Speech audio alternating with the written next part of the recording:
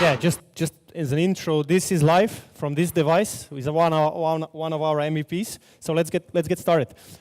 What's the problem? So the problem is that today, and it's a good problem today, the data is new oil, and if you don't believe me, Google and Facebook are making like 150 billion per year revenue combined owning our data. And the second problem is we don't have any control what is happening with that after we click like or so on. You know, the Cambridge Analytica case and so on.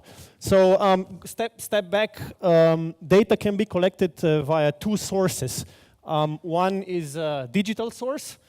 We are not focusing on that. We are focusing on machines. We are focusing on Genesis. That was the Genesis week we had to go through.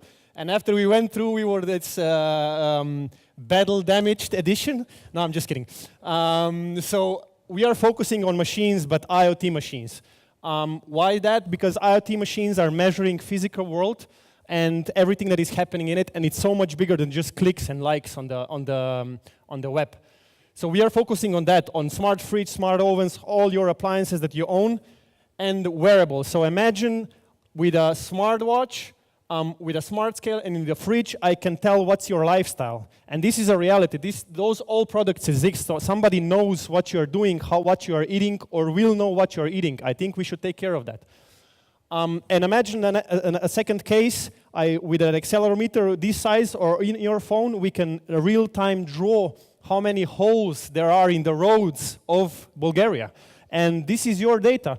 And you should be able to benefit from it, you should be able to sell it, but of course in an anonymous way, you should gain the benefits. So actually what we are building is, it's a device where you will be able to connect all of your IoT machines that you own, smart fridge, smart watch, smart car, with all the sensors in one device, structured and verified, and at the end of the day, you will be able to earn money out of it or grant it as a gift to some research organization. And I truly believe what Jack Ma said, we are living now in a data technology era and not IT technology era anymore. And data is so much better than oil because the oil burns while the data can be reused many, many times.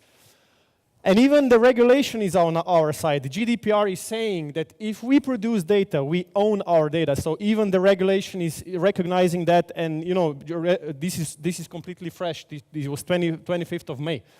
So what should you do? You should basically collect your data, own your data, and then what? Go out and find the buyers. And then on the other hand, the buyers should, you know, find every individual.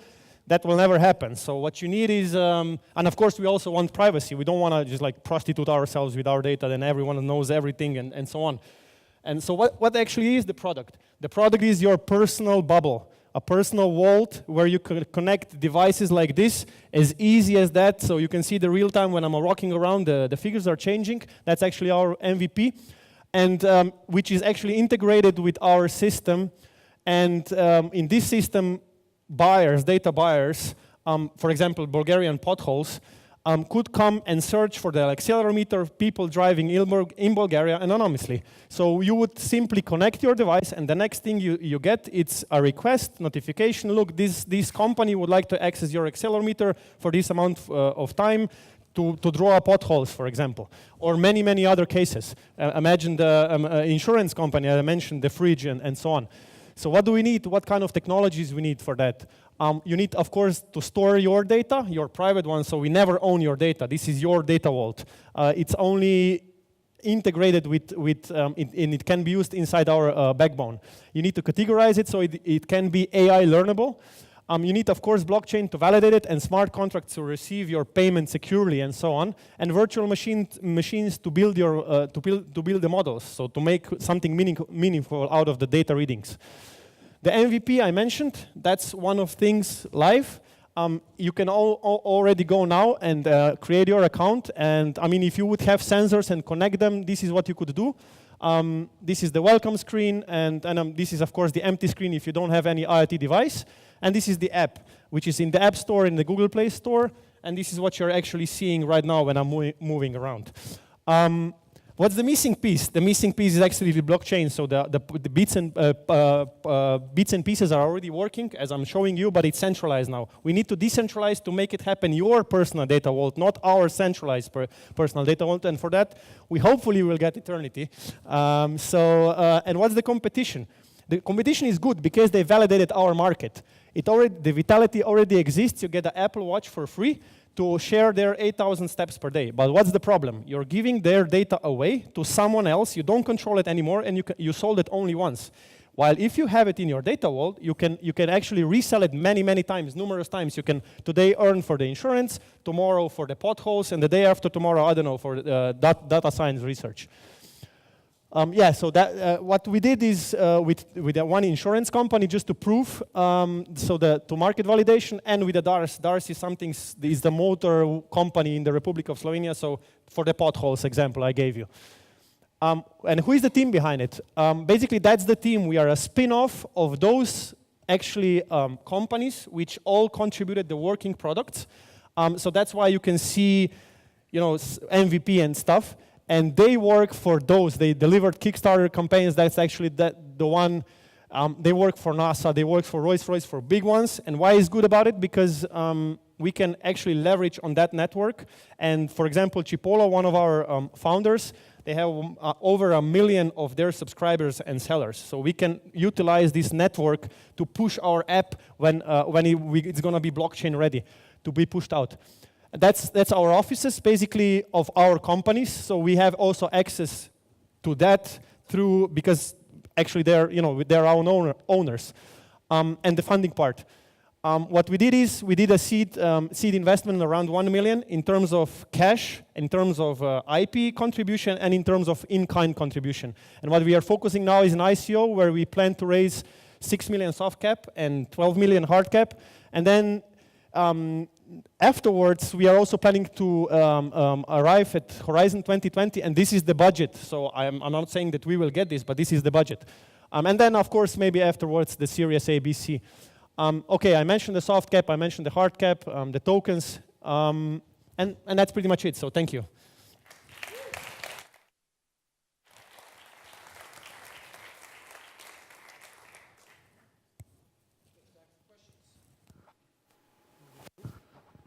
So, yeah, thank you for your presentation.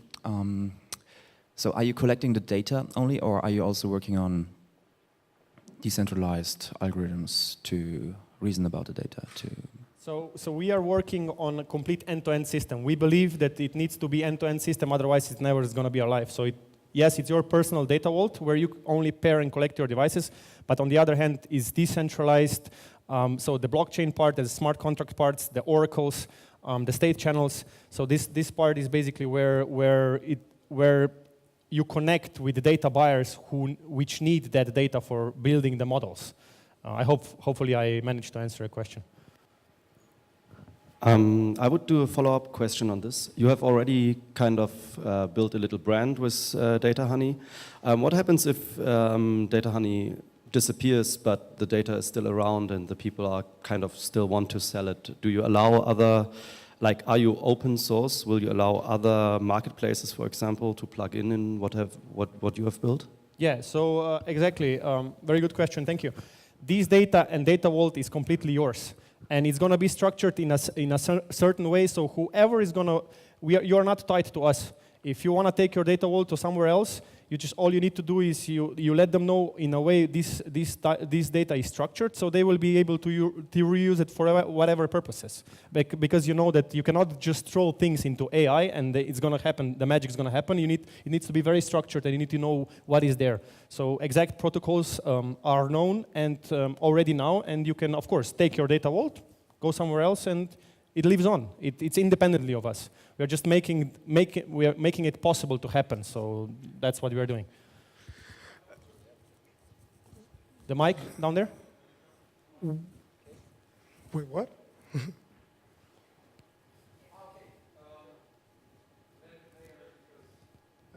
Gregor, I have one more question. Sure. Also. You were talking earlier about your partnerships and how you have different offices around the world. Yeah.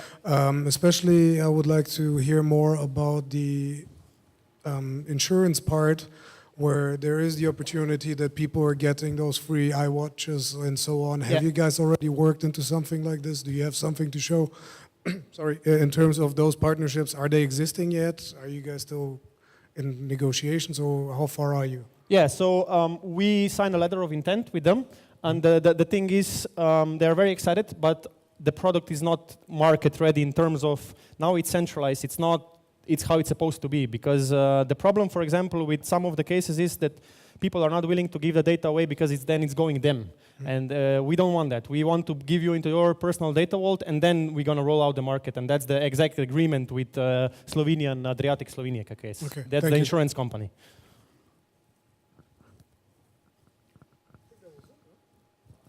Last question from the audience, sorry. From the audience, we have like 30 seconds, so. Okay, so you need to think about two things. So first of all, how do you prevent, when someone buys data, how do you prevent them reselling it?